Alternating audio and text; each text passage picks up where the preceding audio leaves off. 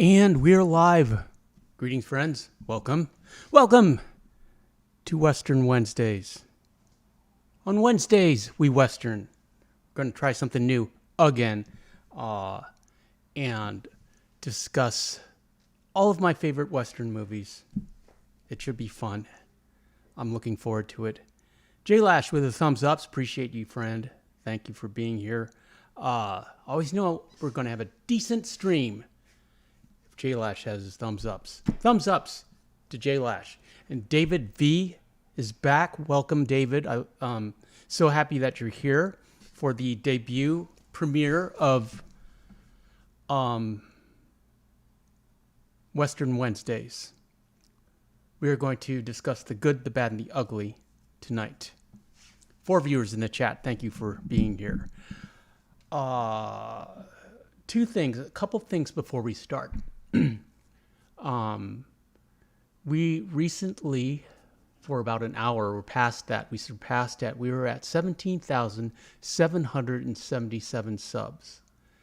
And you recall, if you were here for Marston Mondays, and I know you were here, David, where I just seemed a little frustrated and discouraged by Mr. Boss's growth. And I was kind of discounting our growth. But, I was thinking of this channel as being closer to like 16.9K as opposed to 17.8K. 17.8K, that's statistically, it's basically 18K. And that's not bad. That's not too shabby, if I do say so myself. David, Sadie is here. She's trying to sleep. She's very tired. Are you going to sit up? Say hi to David. Say hi to Kodak and Odin. Look at the camera. Look over here. Look up here. Look here. Look here. There you go. There she is. Yeah, she's bored with Clint Eastwood. Yeah, I mean, there's so many Western movies. I like the alliteration. I got a comment from a longtime viewer, Deborah C., where she talked about how she loves Red Dead Redemption 2, but it is played out. And we have to expand the channel. I don't want to play any new games. I'm not interested in playing Grand Theft Auto or Stellar Blade. I just want to play this game. But I do love talking about movies. And I know you guys love Western movies, so I thought, why not try this on Wednesdays? Wednesdays is historically the weakest day for live streams for this channel. But the movie live streams seem to do quite well, or rather the movie discussion live streams. This weekend, on Saturday, we will talk about The Joker from 2019, because Joker Part 2, Folie à Dieu, is coming out in October, I believe, and they just released a trailer for it.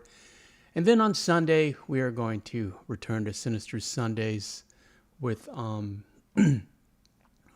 alien abduction stories. Marston Mondays is going to go on hiatus, and I think we're just going to do a plain old movie Mondays and see how that does. And for your reference, Marston Mondays has been doing poorly on the replays, regrettably. Miko Herptile is here. Miko says, hello, Super Antonio and Sadie. Hello, mods. Howdy, folks. And David has a alligator emoticon for Miko. Miko, you need to get a pet alligator next, or a caiman. Miko says, hey, David, J Lash, and Chrissy. Okay, the good, the bad, and the ugly. I am going to assume that everyone has seen this movie, and we don't have to discuss the plot in detail. We can just move on to production and reception and trivia. And as always, I have a little slideshow for you guys.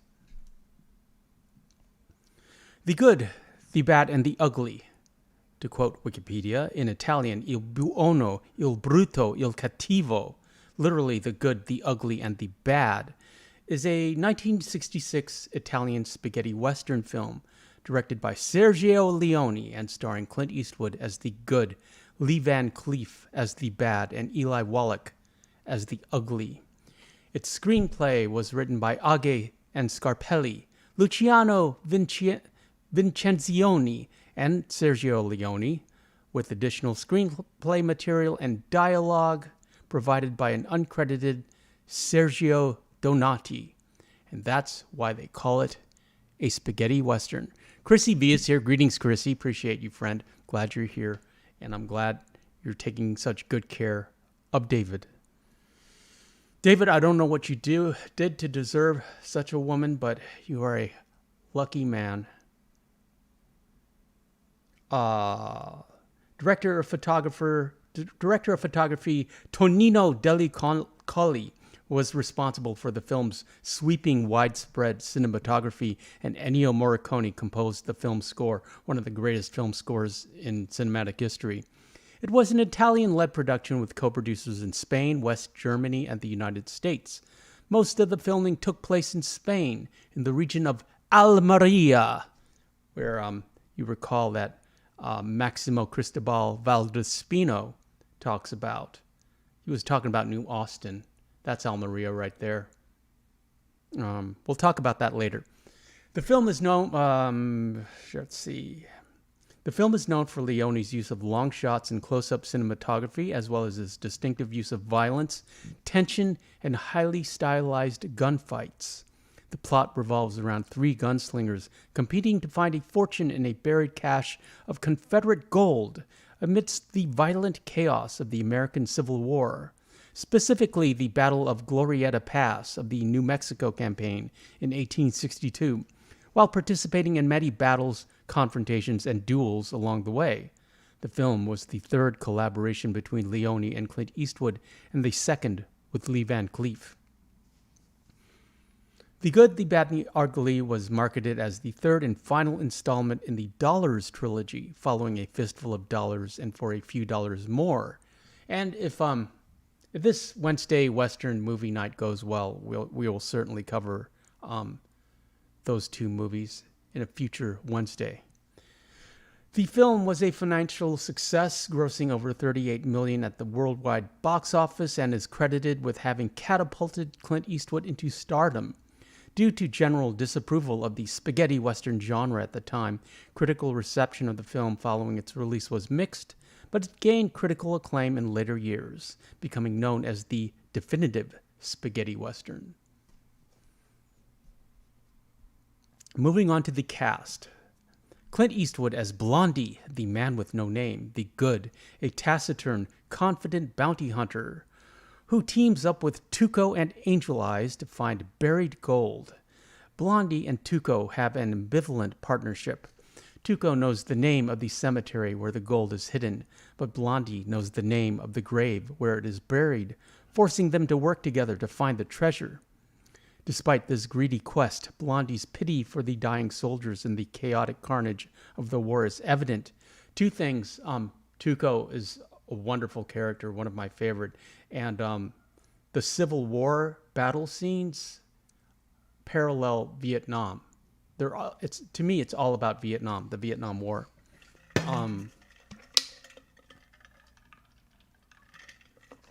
Moving on. I've never seen so many men wasted so badly, he remarks. He also confronts a dying soldier by laying his coat over him and letting him smoke his cigar. Rawhide had ended its run as a series in 1968, and at that point, neither A Fistful of Dollars nor A Few Dollars More had been released in the United States.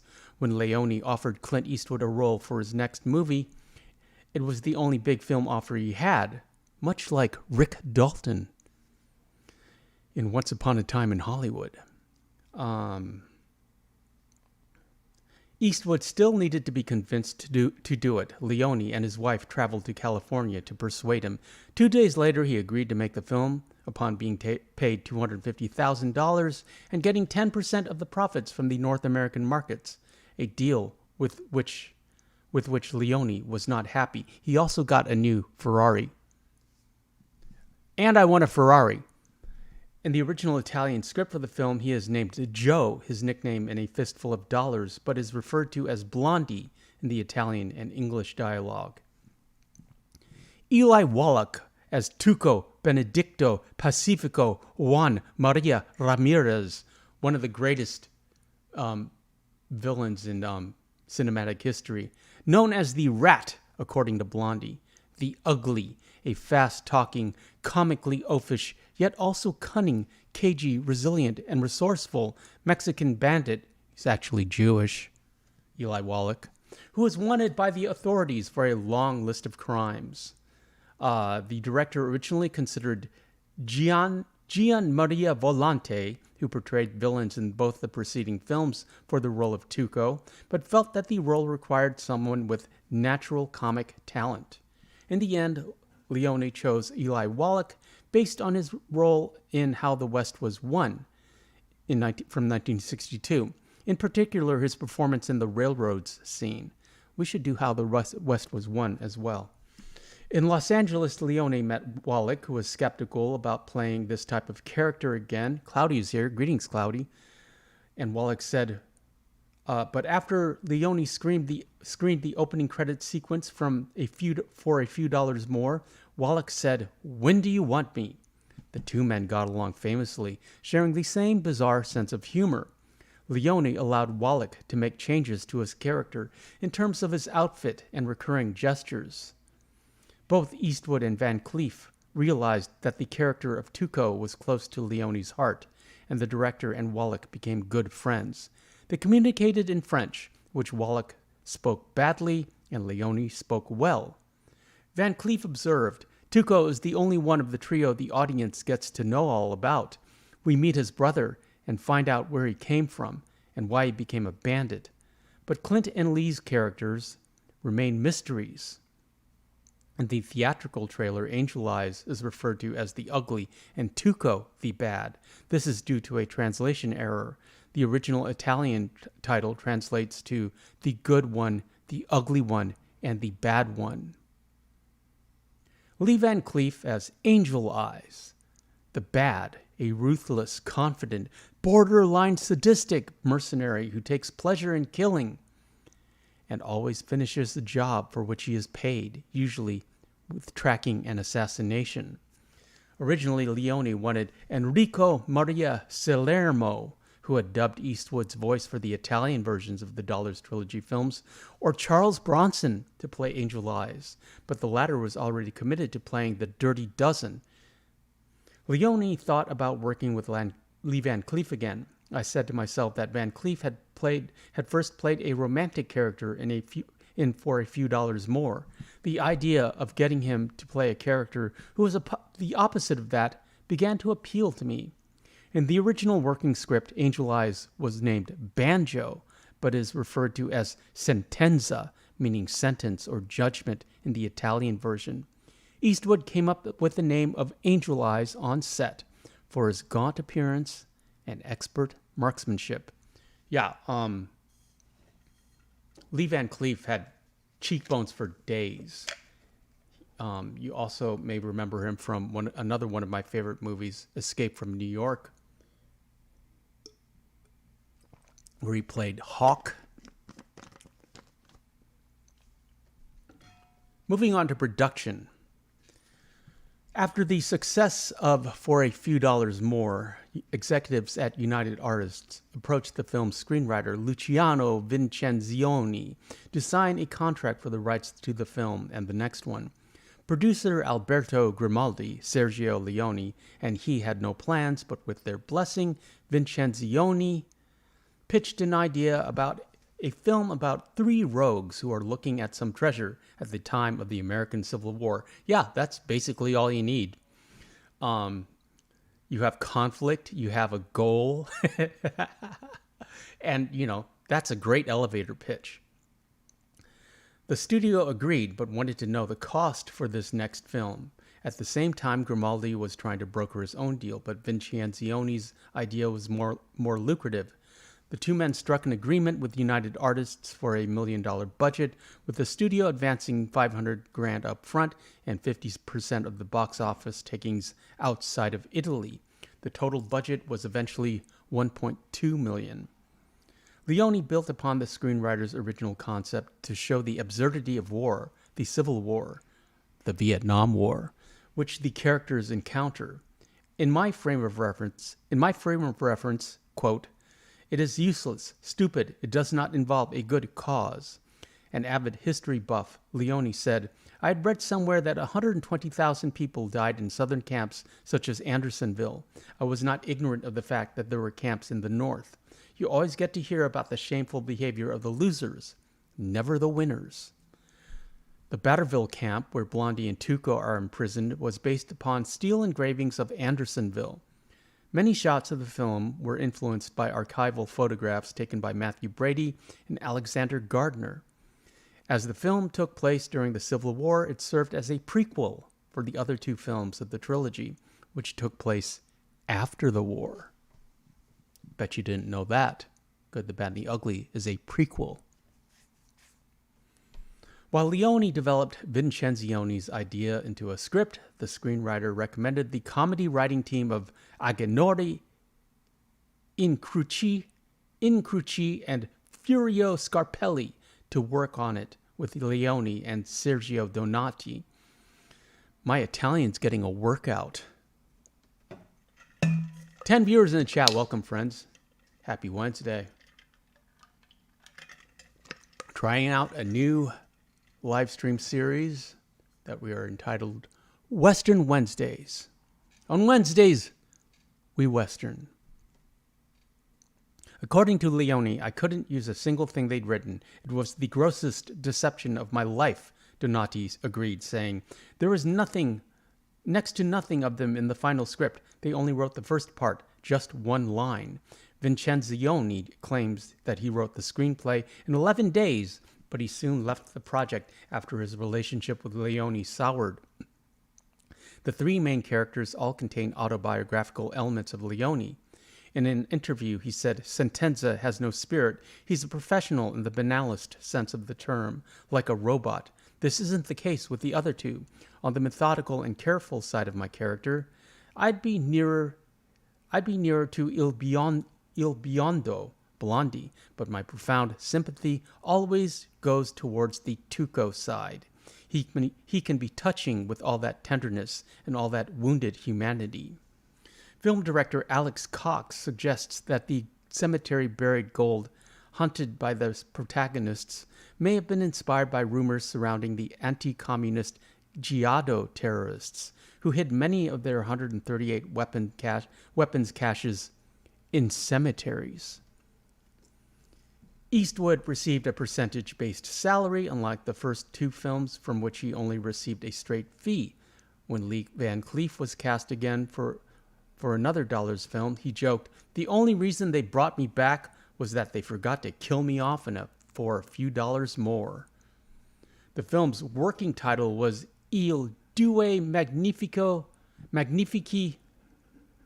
Straccioni, the Two Magnificent Tramps. It was changed just before shooting when Vincenzione brought up Il Buono, Il Brutto, Il Cattivo, the good, the ugly, the bad, which Leone loved. In the United States, United Artists considered using the original Italian translation River of Dollars, or The Man with No Name, but decided on the good, the bad, and the ugly. And the rest, my friends, is cinematic history. Another perfect title that tells you everything you need to know about the movie. Filming. Production began at the Cinecittà studio in Rome, again in mid-May of 1966, including the opening scene between Eastwood and Wallach, when Blondie captures Tuco for the first time and sends him to jail. The production then moved on to the Spain's Plateau region near Burgos in the north, which doubled for the southwestern United States, and again shot the western scenes in Almeria in the south of Spain. And Almeria, yeah, it kind of looks like New Austin. It kind of looks like New Mexico. It kind of looks like Texas. I believe it's in the same, longitude as, but, if, to a trained eye, to an American eye. The landscape is just so much older and so much more. You could just feel the history in the landscape. It's like, to me, anytime I see these these spanning vistas of Almeria in these movies, it looks, even though we have like Western towns set up and like, guy and cowboys, to me, it looks like it would be more familiar to have like Roman centurions, like a whole column of, Roman centurions marching down these plains.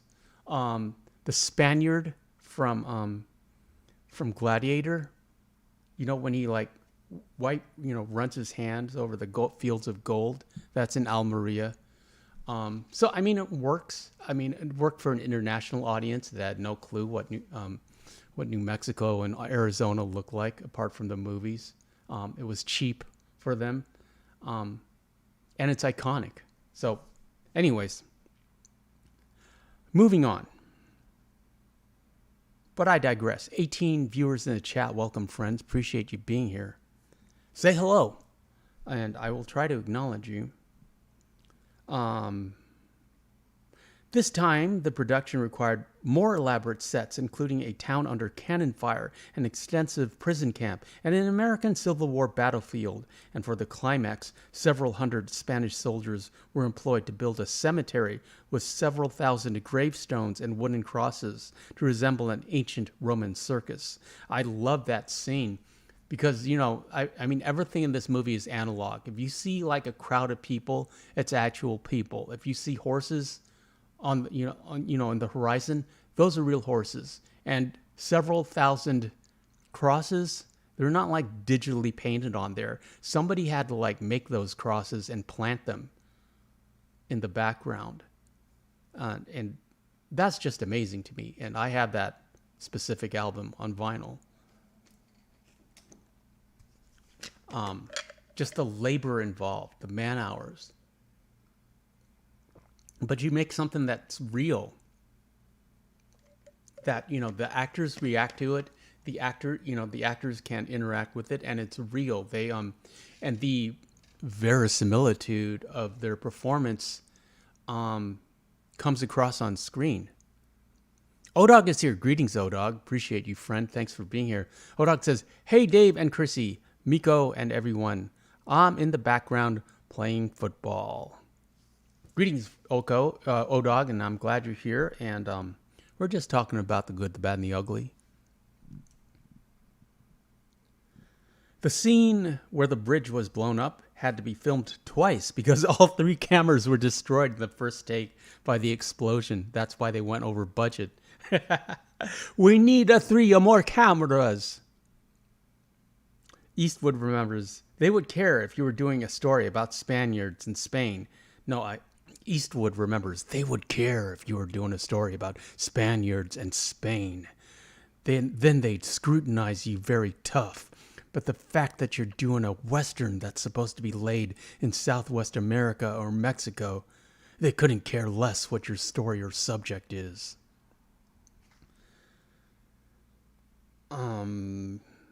Top Italian cinematographer Tonino Delicoli was brought in to shoot the film and was prompted by Leone to pay more attention to light than the previous 2 films. Ennio Morricone composed the score once again. Ennio Morricone is one of my favorite screenplay or screen composers. He there's one song here, Ecstasy of Gold, like L'Estasi dell'Oro. That's the one that plays while Tuco is running through the cemetery, looking for the grave where the hidden gold is. It's just a beautiful, beautiful piece. Leone was instrumental in asking Morricone to compose a track for the final Mexican standoff scene in the cemetery, asking him to compose what felt like the corpses were laughing from inside their tombs. And asked Delicoli to create a hypnotic whirling effect interspersed with dramatic extreme close-ups to give the audience the impression of a visual ballet. Filming concluded in July of 1966. Eastwood was not initially pleased with the script and was concerned he might be upstaged by Wallach. "In the first film, I was alone," he told Leone. "In the second, we were two. Here we are three.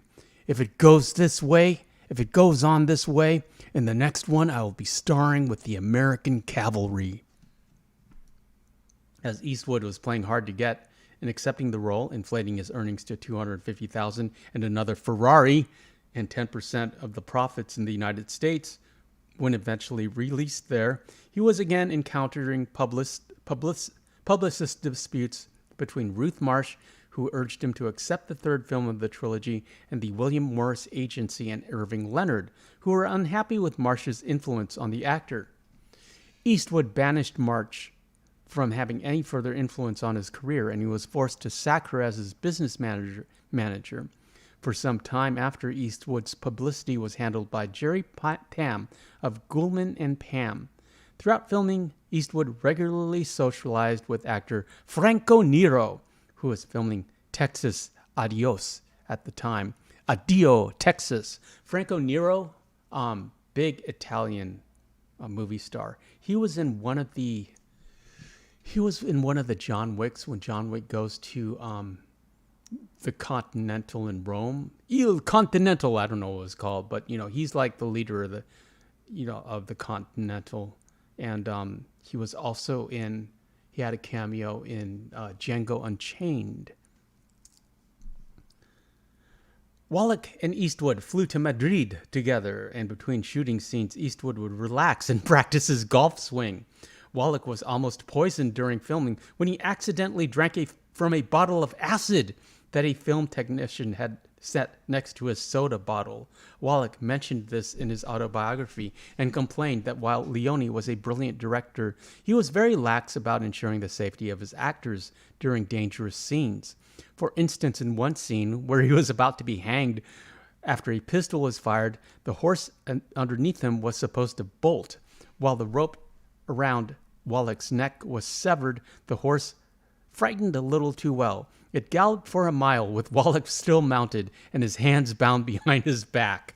The third time Wallach's life was threatened was during the scene where Mario Brega and he, who are chained together, jump out of a moving train.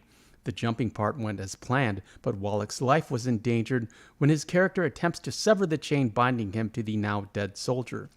Tuco places the body on the railroad tracks, waiting for the train to roll over the chain and sever it. Wallach, and presumably the entire film crew, were not aware of the heavy iron steps that jutted 1 foot out of every boxcar. If Wallach had stood up from his prone position at the wrong time, one of those jutting steps could have decapitated him. J-Lash is here. Or, no, actually, Chrissy is saying hi to J-Lash. We already said hi to J-Lash. You left the thumbs ups. 10 viewers in the chat. Welcome, friends. Appreciate you being here.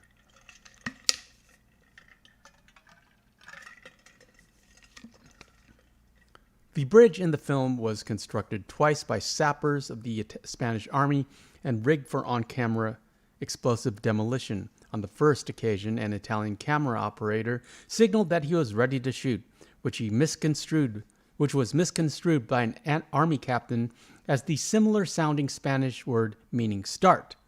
No one was injured in the resulting explosion.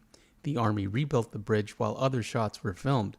As the bridge was not a prop, but rather a heavy and sturdy functional structure, powerful explosives were required to destroy it. Leone said that this scene was in part inspired by Buster Keaton's silent film, The General. As an international cast was employed, actors performed in their native languages. Eastwood, Van Cleef, and Wallach spoke English and were dubbed into Italian for their debut release in Rome. For the American version, the lead acting voices were used, but supporting cast members were dubbed into English. The result is noticeable in the bad synchronization of voices to lip movements on screen. None of the dialogue is completely in sync because Leone rarely shot his scenes with synchronized sounds. Various reasons have been cited for this. Leone often liked to play Morricone's music over a scene and possibly shout things to the actor to get them in the mood. Leone cared more for visuals than dialogue. his English was limited at best. Given the technical limitations of the film of the time, recording the sound clearly would have been difficult in the most of the extremely wide shots that Leone frequently used. Also, it was standard practice in Italian films at this time to shoot silently and post-dub. Whatever the reason, all dialogue in the film was recorded post-production. By the end of the filming, Eastwood had finally had enough of Leone's perfectionist directorial traits. But I'm sure it had a great influence on Clint Eastwood becoming a director himself. Leone insisted, often forcefully, on shooting scenes from many different angles, paying attention to the most minute of details, which often exhausted the actors. Kubrick would do that as well, Stanley Kubrick. Leone, who was obese, prompted amusement through his excesses, and Eastwood found a way to deal with the stresses of being directed by him by making jokes about him and nicknamed him Yosemite Sam for his bad temper. Yosemite Sam. Mama One is here. Everyone say hi to Mama One. Greetings, Mama One.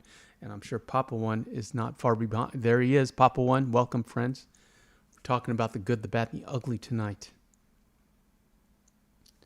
After the film was completed, Eastwood never worked with Leone again, after turning down the role of harmonica in Once Upon a Time in the West, which went to Charles Bronson, for which Leone had personally flown to Los Angeles to give him the script. The role eventually went to Charles Bronson. Years later, Leone acted his revenge upon Eastwood during the filming of Once Upon a Time in America, when he described Eastwood's abilities as an actor as being like a block of marble or wax, inferior to the acting abilities of Robert De Niro, saying Eastwood moves like a sleepwalker between explosions and hails of bullets. He is always the same, a block of marble. Bobby, first of all, is an actor, and Clint, first of all, is a star. Well, I'd agree with that. And in this movie, he was the essence of cool. Eastwood later gave a friend the poncho that he wore in the 3 films, where it was hung in a Mexican restaurant in Carmel, California.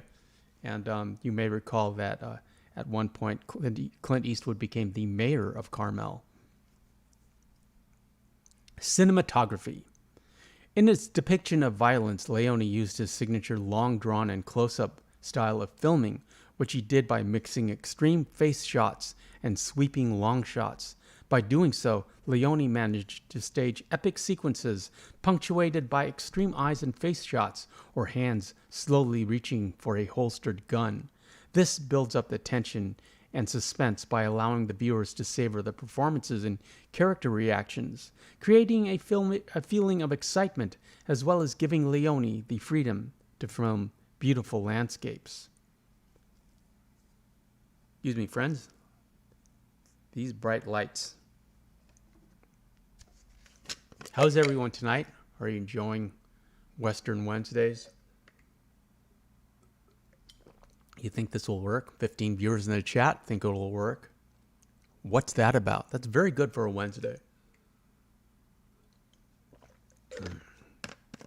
We recently hit 17,777. Lucky number 7. We're not there anymore. I think we're at 1781 last time I checked. Let me check. I'll take a break. Yep. 1781. Papa once says, I've seen women say they would marry old Clint Eastwood. Never heard that about De Niro, LOL. Yeah, I agree. But, Clint was the essence of cool. And De Niro, as fine an actor as he was, especially in the 70s, he wasn't what I would call cool. I'd call him intense. But, it's like men, like James Bond, like Sean Connery, men wanted to be Clint Eastwood. Women wanted to be with Clint Eastwood. And you can't say the same about De Niro. Okay, where were we? Leone also incorporated music to heighten the tension and the pressure before and after the film's many gunfights. In filming the pivotal gunfights, Leone largely removes dialogue to focus more on the actions of the characters, which was important during the film's iconic Mexican standoff. This style can also be seen as,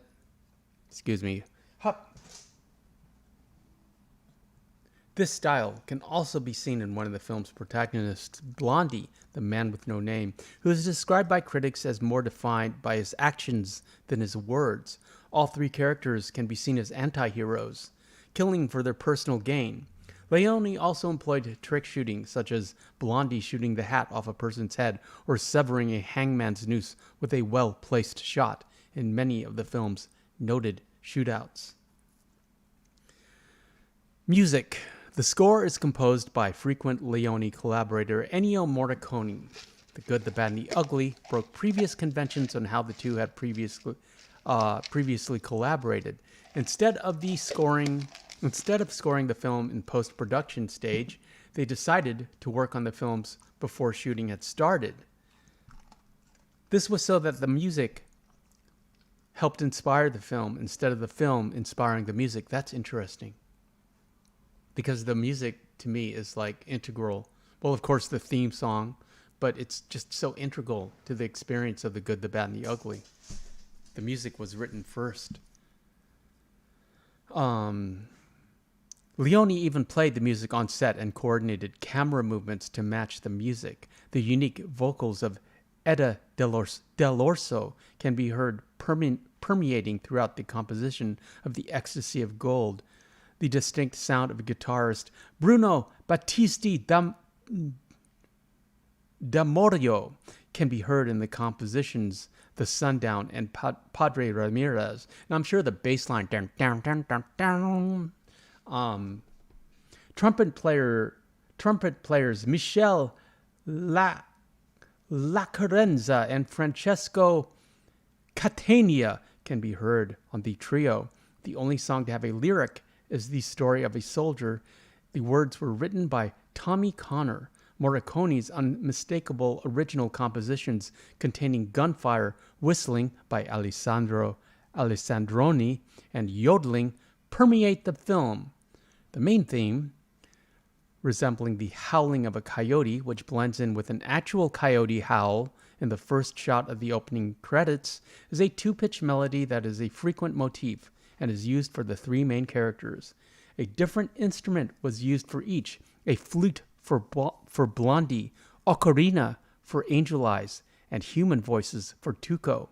The score complements the film's American Civil War setting, containing a mournful ballad, The Story of a Soldier, which is sung by prisoners as Tuco is being tortured by Angel Eyes.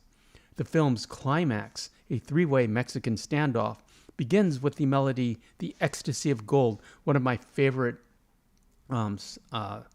symphonic pieces of all time, and is followed by the trio, which contains a musical allusion to Morricone's previous work on For a Few Dollars More. The Ecstasy of Gold is the title song used within The Good, the Bad, and the Ugly, L'Estasi dell'Oro. Composed by Morricone, it is one of his most established works within the film's score. The song has long been used within popular culture. Yeah, they use it most recently. They were using it for like a beer commercial. I think Modelo.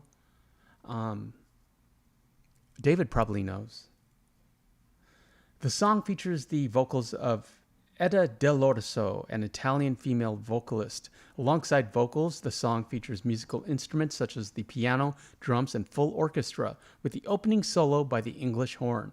The song is played in the film when the character Tuco is ecstatically searching for the gold, hence the song's name. Within popular culture, the song has been utilized by such artists as Metallica, who have used the song to open up their live song and have even covered the song. Other bands such as the Ramones have featured the song in their albums and live shows. The song has also been sampled within the genre of hip-hop, most notably by rappers such as Immortal Technique and Jay-Z. The Ecstasy of Gold has also been used ceremoniously by the Los Angeles Football Club to open home games. The main theme, also entitled The Good, the Bad, and the Ugly, was a hit in 1968, with the soundtrack album on the charts for more than a year, reaching number 4 on the Billboard Pop Album chart and number 10 on the Black Album chart. The main theme was also a hit for Hugo Montenegro, whose rendition was a number 2 Billboard Pop single in 1968. In popular culture, the American new wave group Wall of Voodoo performed a medley of Ennio Morricone's movie themes. Wall of Voodoo, I think they did Mexican radio. I'm on a Mexican radio. The only known recording of it is a live performance on the Index Masters. Punk rock band The Ramones played this song as the opening for the live album Loco Live, as well as in concerts until their disbandment in 1996.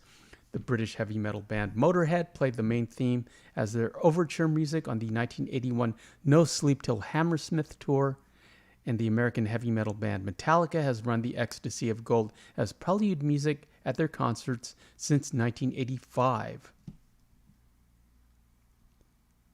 The American punk rock band The Vandals song Urban Struggle begins with the main theme. British electronica act Bomb the Bass used the main theme as one of their several samples on their 1988 single Beat Dis, and used sections of the dialogues from Tuco's Hanging On throughout the entire world.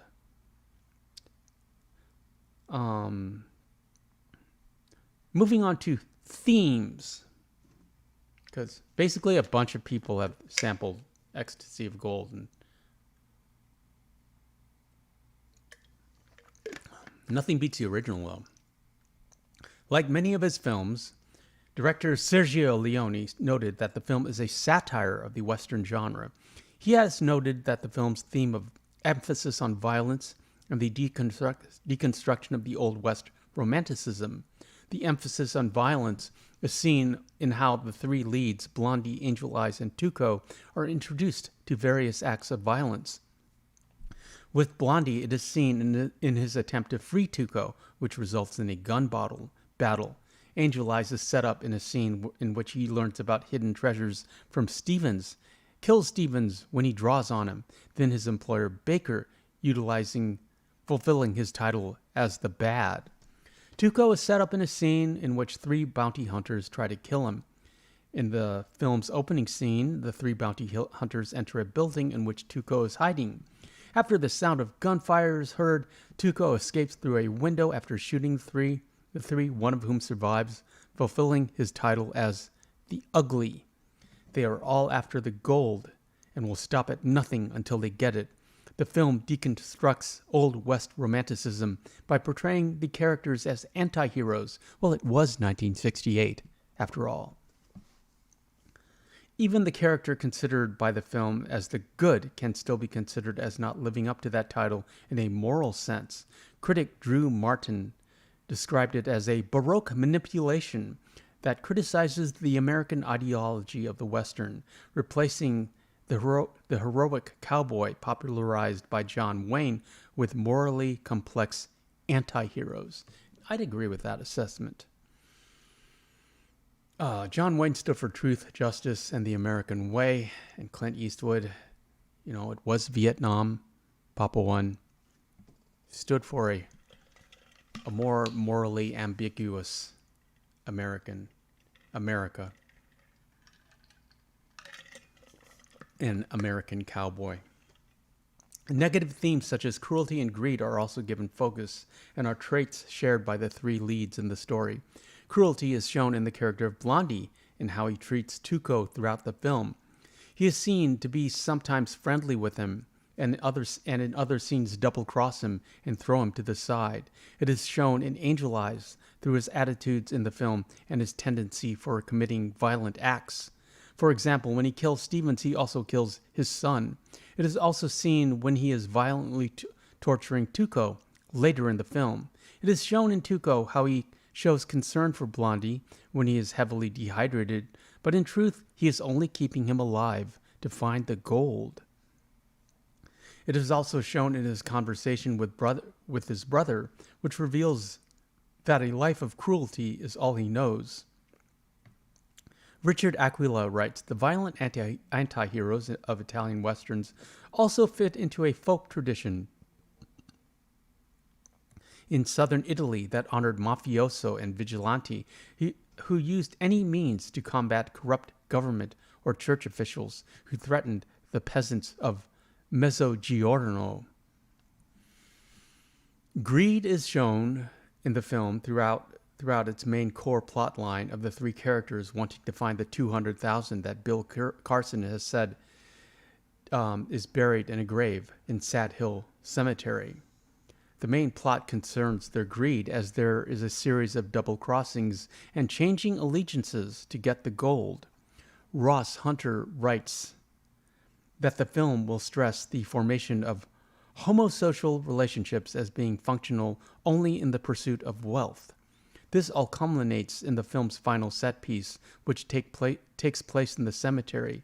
After the death of Angel Eyes, Tuco is strung up with a rope placed previously around his neck as Blondie leaves with his share of the money.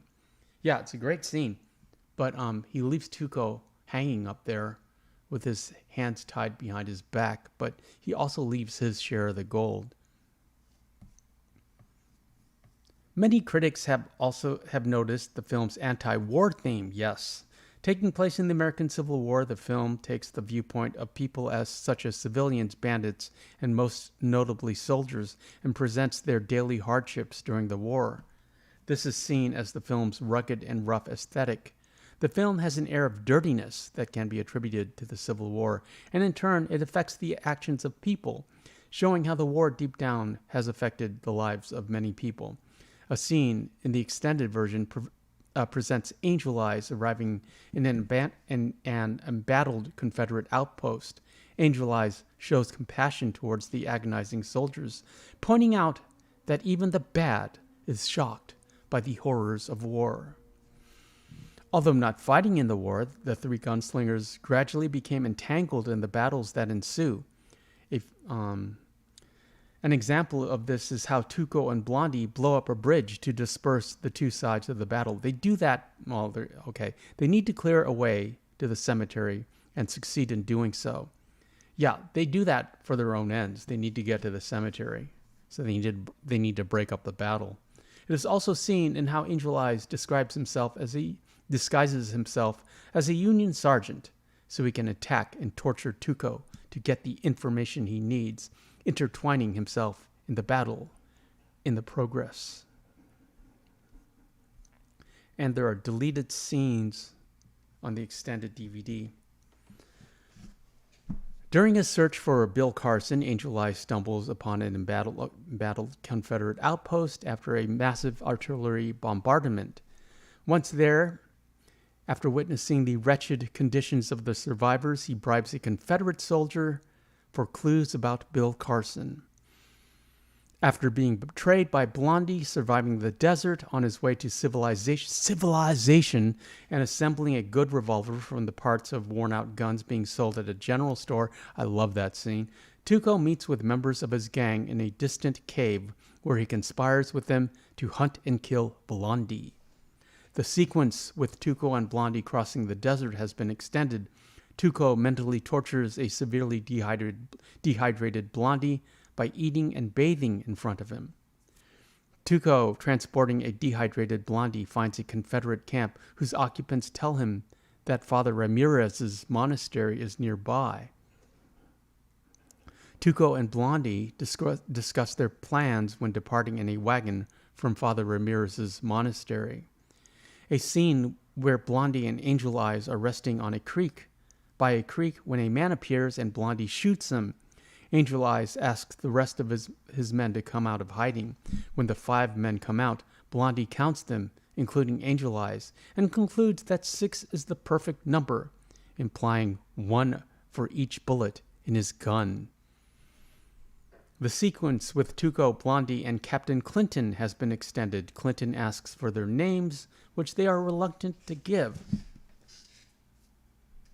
There's additional footage of the sequence where Tuco is tortured by Angel Eyes' henchmen The original negative of this footage was deemed too badly damaged to be used in the theatrical cut.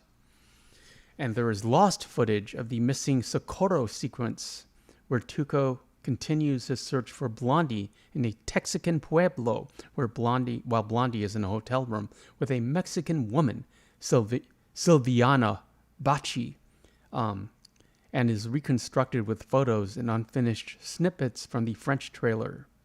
Also in the documentary Reconstructing the Good, the Bad, and the Ugly, what looks to be footage of the Tuco lighting cannons before the Ecstasy of Gold sequence appears briefly. None of those scenes or sequences appeared in the 2004 re-release, but are featured in the supplementary features. On review aggregator Rotten Tomatoes, The Good, the Bad, and the Ugly holds an approval rating of 97%. The website's critical consensus reads, arguably the greatest of the spaghetti westerns, this epic features a compelling story, memorable performances, breathtaking landscapes, and a haunting score. Upon release, The Good, the Bad, and the Ugly received criticism for its depiction of violence. Leone explains that the killings in my film are exaggerated because I wanted to make a tongue-in-cheek satire on the run-of-the-mill westerns. The West was made by violent, uncomplicated men, Arthur, and it is this strength and simplicity that I try to recapture in my pictures. To this day, Leone's effort to reinvigorate the time-worn western is widely acknowledged. Charles Champlin of the Los Angeles Times wrote that the temptation is hereby proved irresistible to call the good, the bad, and the ugly, now playing citywide, the bad, the dull, and the interminable, only because it is. Roger Ebert, who later included the film in his list of great movies, retrospectively noted that in his original review, he had described a 4-star movie, but only gave it 3 stars, perhaps because it was a spaghetti western, so it could not be art. Quentin Tarantino has called it the best directed film of all time and the greatest achievement in the history of cinema. Well, I wouldn't go that far, but it's up there. And he did recreate the Mexican standoff in Reservoir Dogs, his first movie.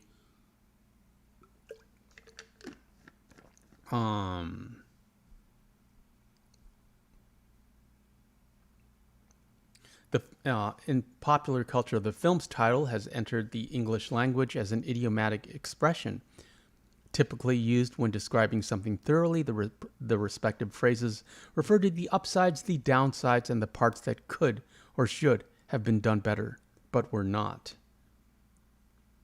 There's a South Korean Western movie, The Good, the Bad, and the Weird, inspired by the film from 2008.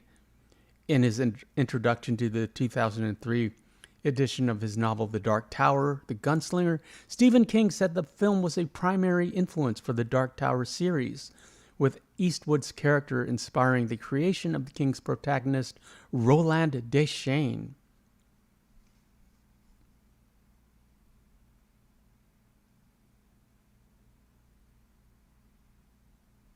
I'm just skimming through. Ooh, film tourism. Fans of the film have reconstructed the location of the Sad Hill Cemetery in Santo Domingo de Silos.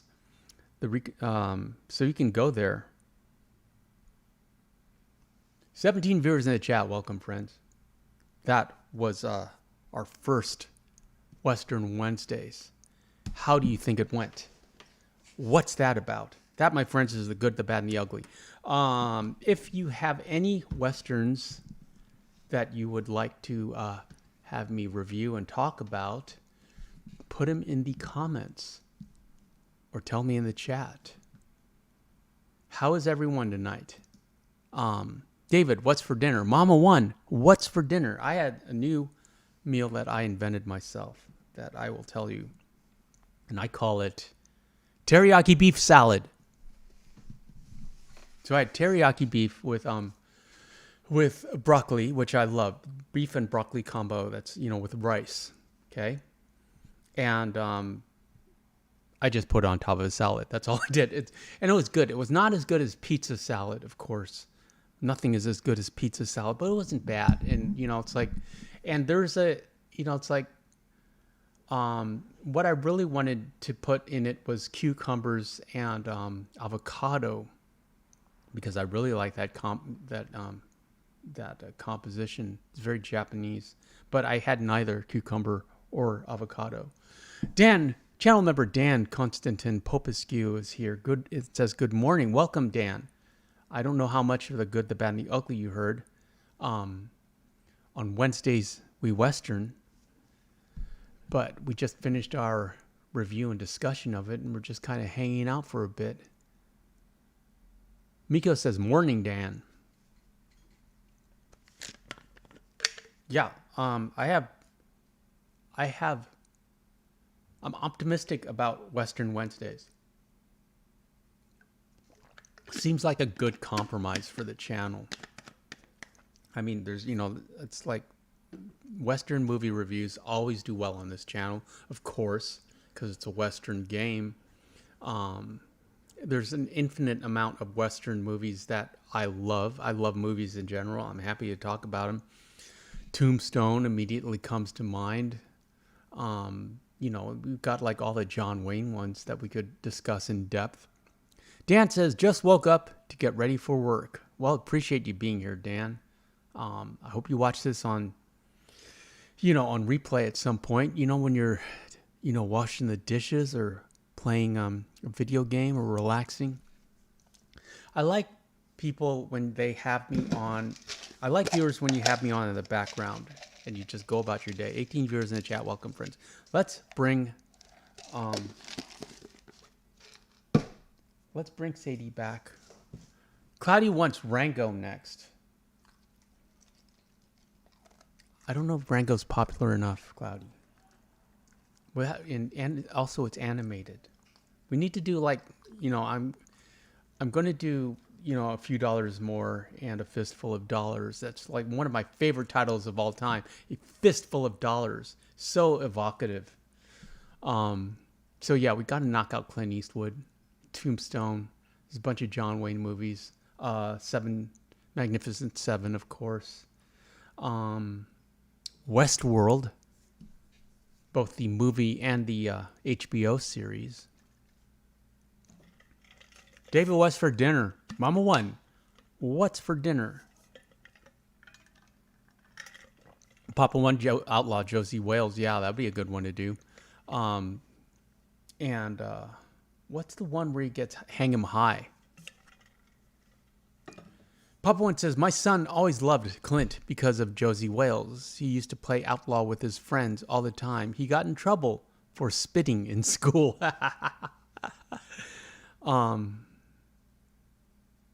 Papa One says, Western films need to make a comeback. We need them like they were back in the day. Yeah, it's been a long time. They had kind of a resurgence in the 60s, of course.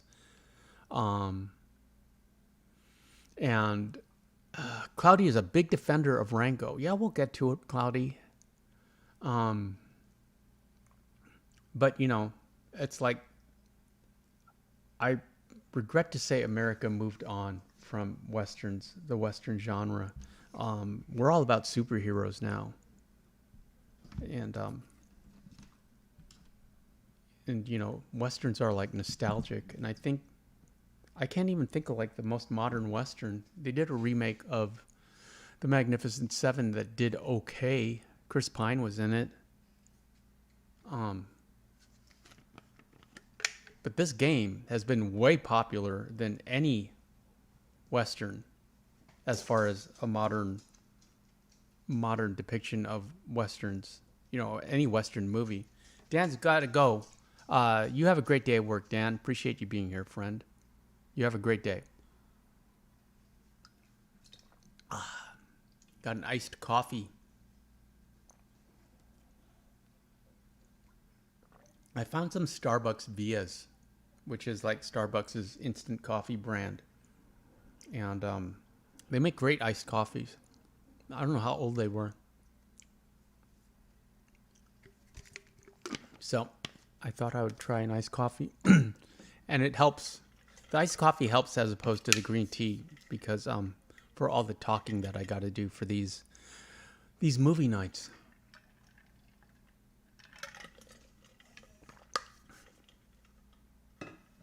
Yeah. So, let's see. Free Round Fridays will return on Friday. Saturday, we're going to be discussing The Joker. Cloudy asks, have you watched Hostels? I don't think so. What is that? What else? Oh, I tried to watch, what is it called? Orphan Black Legacy? The new series of Orphan Black, which I couldn't get into at all.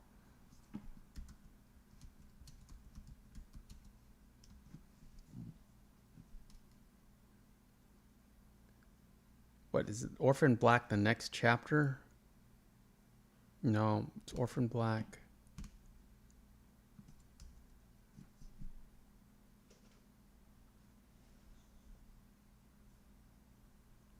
Has anyone seen Orphan Black?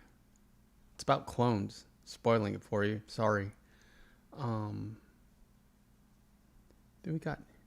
Oh, okay. It's called Orphan Black Echoes. It stars Kristen Ritter, who you may recall as Jane in Breaking Bad, and Jessica Jones. So I liked her. I like her as an actor. She's very distinctive features.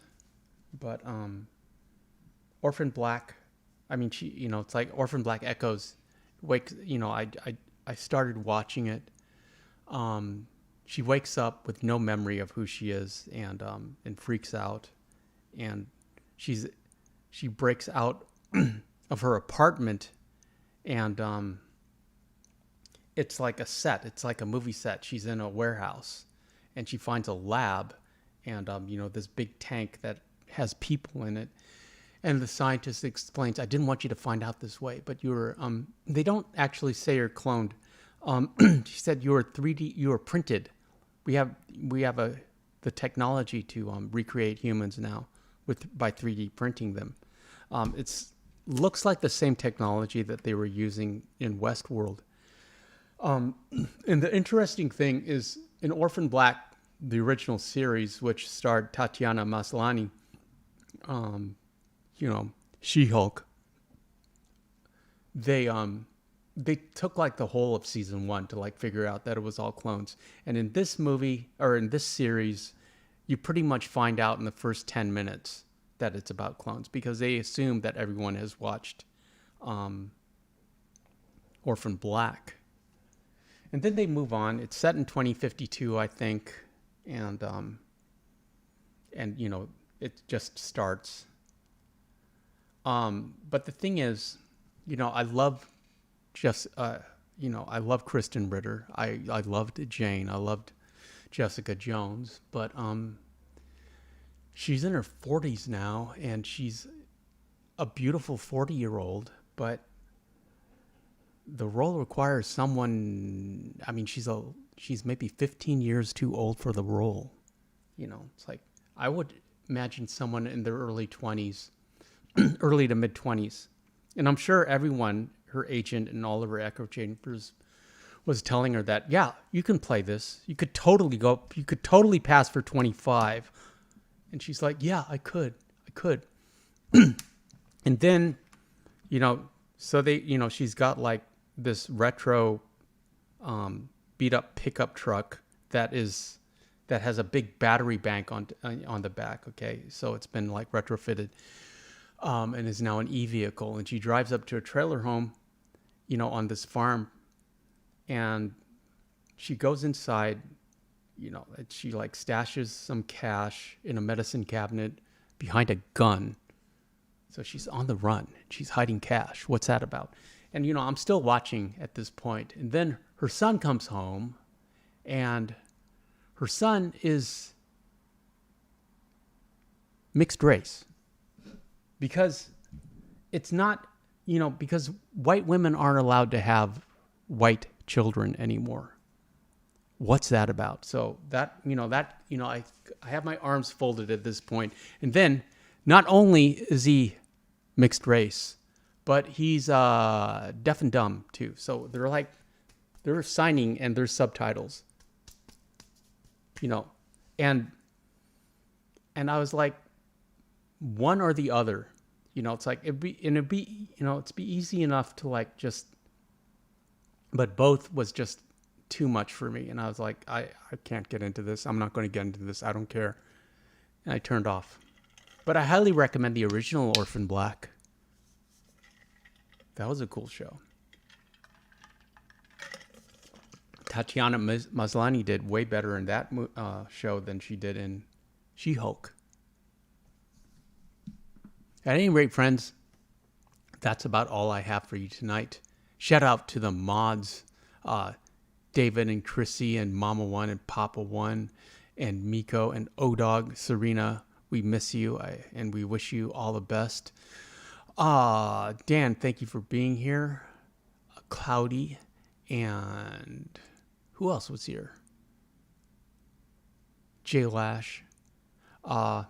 We shall return on Fridays. 15 viewers in the chat. Welcome, friends. I hope you enjoyed Western Wednesdays. On Wednesdays, we Western. And enjoy the rest of your evening.